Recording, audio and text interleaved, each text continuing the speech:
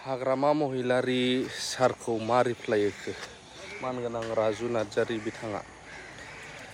थारैनो इउपिपिएल हान्जानिफ्राय एबारबो टिकेट मोनाब्ला इउपिपिएल हान्जानिफ्राय बेलेग जानो हागौ नामा राजु बिथाङा नैबे भिडिअआ थारैनो जोबोद गोनांथार साफ्रोमबो बर' रायजो राजाफोरनि थाखाय आरो गोरोबनायनि सायाव मा बुंदों फैजों खोनासंनि মানে নিৰ্বাচনটো খেলিব পাৰিলে ভাল বা মিলিব পাৰিলে ভাল আৰু একগোট হ'ব লাগে বোলে এইবিলাক প্ৰপ'জাল লৈ পেলাই মোৰ ওচৰত আহিছে তেতিয়া মোৰ পৰা ক্লিয়াৰ স্পষ্ট যে আমি দুটা পাৰ্টি একগোট হ'ব পাৰিলেতো আমাৰ কাৰণে বিৰাট ভাল হ'ব মই পুৰা পজিটিভ এই লাইনত খাম্পাকো কৈছো ডিফেন বড়োকো কৈছো মই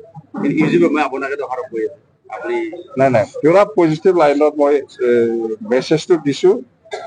যে ইহঁতে আজিলৈকে কিন্তু পাৰা নাই প্ৰমোদ বড়ো আৰু মই দুইজনে বহি পেলাই আলোচনা কৰিব লাগে এই পৰিৱেশটো খাম্পা আৰু ডিফেনে আজিলৈকে আমি দিব পাৰা নাই বা কৰিব পাৰা নাই কৰা নাই কিন্তু বাহিৰে বাহিৰে কৈ থাকিলে নহ'ব নহয় ইহঁতে মোৰ ওচৰত কথা দি পেলাই গৈছিল খাম্পাও কথা দিছে ডিফেন বড়ো কথা দিছে যে আপনি আপোনালোকে দুইজনে বহি পেলাই কথা পাতিলে সব কিছু হৈ যাব আপোনাৰ ইচ্ছা আছে মোৰ ইচ্ছা আছে মোৰ ইচ্ছা আছে বহিম কিয় পাৰা নাই এনে বাহিৰে বাহিৰে দুটা দলে একগোট হ'ব লাগে বুলি এনে বাহিৰে বাহিৰে এই মোবাইলত এই টিভিত কৈ থাকিলে নহ'ব প্ৰেক্টিকেল কৰক মই আজিও বহাৰ কাৰণে ৰেডি বহিব একগোট হ'ব লাগে আমাৰ কোনো আপত্তি নাই বিজেপি দিবলৈ একগোট হ'ব আমি একগোট হোৱা মানে আৰু ইয়াত বিটিচিত আৰু কোন পলিটিক্স থাকিব মইতো লগ কৰিবৰ কাৰণে ইচ্ছা আছে বুলি কৈ আছো মই কিন্তু ইহঁতে কিয় অহা নাই আজিলৈকে এই ডিফেন বড়ো যে কৈছে কিয় পাৰা নাই কিয় লৈ অহা নাই খাম্পা যে কৈছে কিয় অহা নাই ৰাজনীতি এতিয়া এতিয়া কিবা নাই না এই বড়ো জাতি একগোট হ'ব লাগে বুলি আমি যেতিয়া বিপদত আছিল তেতিয়া বড়ো জাতি এক হ'ব নালাগে এতিয়া বিপদত আছে ইউপিপিএল এই বড়ো জাতি একগোট হ'ব লাগে বিপদৰ সময়ত দিছে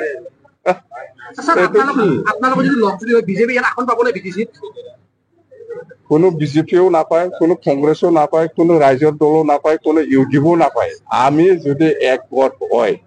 বিটিআৰ বুলি ক'লে প্ৰমোদ বড়ো হ'ব বিটিচি বুলি ক'লে মই হ'ব মই বিটিআৰত নহয় মই বিটিচিৰ চিপ হ'ব যদি বিটিআৰে থাকে প্ৰমোদ বড়ো বিটিআৰত চিপ হ'ব মই বিটিআৰত চিপ নহয় মই বিটিচিৰ চিপ মুখ্যমন্ত্ৰী কোনো খেল নহ'ব ইয়াত এইবিলাক কি কয় আমি দুটা দল এক হোৱাৰ পিছত আৰু শিক্ষাক লাগে আগৰ হাগৰণা এতিয়া হাগৰণা শক্তি হৈ আছে এতিয়াও আগতকে বেছি এইবিলাক কেনেকুৱা আগতকে বেছি এইবিলাক কি ৰণকৌশল মই কেনেকে ক'ম আপোনাক কি ৰণকৌশল লৈছে লোৱা নাই মই কেনেকে ক'ম আপোনাক আমাৰ ভিতৰত আছে বিপিএফ দলটো কেনেকে ইলেকশ্যন কেন্ডিডেট চৰকাৰ বনাব পাৰে ইয়াৰ বুদ্ধিটো মই আপোনাক কেনেকে ক'ম ইউপিপিএল আৰু বিপিএফ একত্ৰিত হৈ ভৱিষ্যতত ৰাজনীতি কৰি যাব বুলি তেখেতে যে মানে কৈছে পাব্লিকলি যে কৈছে এইটোৰ কাৰণে মই তেখেতক ধন্যবাদ দিছোঁ যে কেইমাহমান আগত বিপিএফ আৰু ইউপিপিএল দুইটা পলিটিকেল পাৰ্টিৰ মাজত আলোচনা বিলোচনা চলি আছিল চাৰিলানি আলোচনা হৈছে তাত তিনিবাৰ মই নিজে উপস্থিত আছিলোঁ দলৰ প্ৰতিনিধি হিচাপে ইউপিপিএলৰ মই সাধাৰণ সম্পাদক হৈ মই এই আলোচনাত বহিছিলোঁ আৰু বিপিএফ আৰু ইউপিপিএল নেতৃবৰ্গ বহুত পজিটিভভাৱে আলোচনা কৰিছিলে তেতিয়া বিপিএফক খাম্পা বৰগয়াৰী ৰবিৰাম নাৰ্জাৰী ৰিহন দৈমাৰী ইমানুৱেল মুছাহাৰী তেখেতসকলে নেতৃত্ব বহন কৰিছিল আলোচনাত আৰু আমাৰ তৰফৰ পৰা আমাৰ কাৰ্যকৰী সভাপতি তথা আমাৰ ৰাজ্যসভাৰ সাংসদ ৰণগৰা নাৰ্জাৰী মই আৰু আমাৰ দুইজনমান লিডাৰ আমি ইউপিপিএল দলক আমি নেতৃত্ব দিছিলোঁ বহুত পজিটিভ দিশত আমি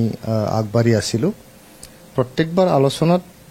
বিপিএফৰ নেতৃবৰ্গই আহি পেলাই কৈছে যে আপোনালোকে যি প্ৰস্তাৱ দিছে আপোনালোকে যে বিপিএফৰ লগত মিলি ৰাজনীতি কৰি যাব বিচাৰিছে সেইটো আমাৰ কাৰণে বহুত মানে ৱেলকাম এটা ষ্টেপ আমি আপোনালোকক ধন্যবাদ দিছোঁ কি আজি যদি BPF-ৰ নেতৃবৰ্গই ইনক্লুডিং হাগ্ৰামা মহিলাৰী ছাৰ এটা যদি তেখেতসকলৰ ৰিথিংকিং হৈছে এটা নতুন চিন্তা যদি জাগিছে তেখেতসকলৰ দলৰ ভিতৰত যে পিপলৰ লগত কথা পাতিব লাগে তেনেহ'লে মষ্ট ৱেলকাম আমি ৰৈ আছোঁ ৱেইট কৰি আছোঁ তেখেতসকলে অফিচিয়েল বা ফৰ্মেল এটা চিঠি পঠাই পেলাই আমি আলোচনাত বহি